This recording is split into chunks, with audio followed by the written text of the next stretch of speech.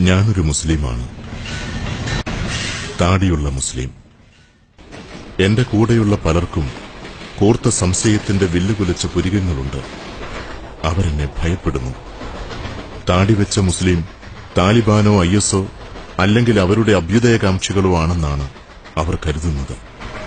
എന്റെ പുഞ്ചിരിയിൽ പോലും ഭീകരവാദ റിക്രൂട്ട്മെന്റിന്റെ, മതം മാറ്റലിന്റെ വഞ്ചനയുണ്ടെന്നവർ വിശ്വസിക്കുന്നു. എനിക്ക് ഭീകരവാദികളുമായി ബന്ധമില്ലെന്ന് തെളിയിക്കാൻ മുസ്ലിം പേരുകൾ പ്രതിചേർക്കപ്പെട്ട ചെറുതും വലുതുമായ മുഴുവൻ പ്രശ്നങ്ങളെയും ഞാൻ അപലപിച്ചുകൊണ്ടേയിരിക്കണമത്രേ.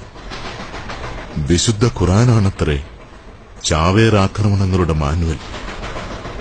എന്റെ പ്രവാചകനാണത്രേ ഭീകരവാദത്തിന്റെ പ്രയോക്താവ്. അല്ല അല്ല അല്ല എനിക്ക് നിങ്ങളോട് ചിലത് പറയാനുണ്ട്. മാധ്യമങ്ങളിത് നിങ്ങളോട് പറഞ്ഞു കാണില്ലെന്നുറപ്പാണ്.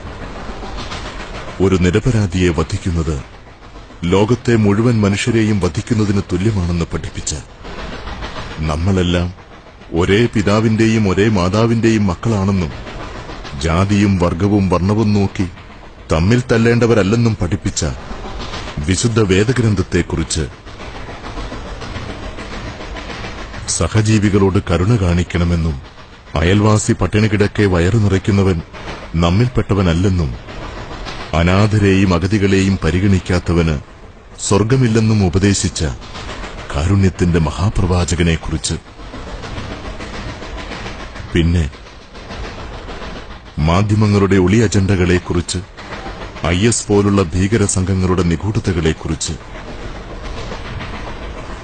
ഭീകരതയ്ക്കെതിരെയുള്ള ആഗോള യുദ്ധത്തെക്കുറിച്ച്. ഭീകരവാദം മുഖം മൂടി അഴിക്കുന്നു.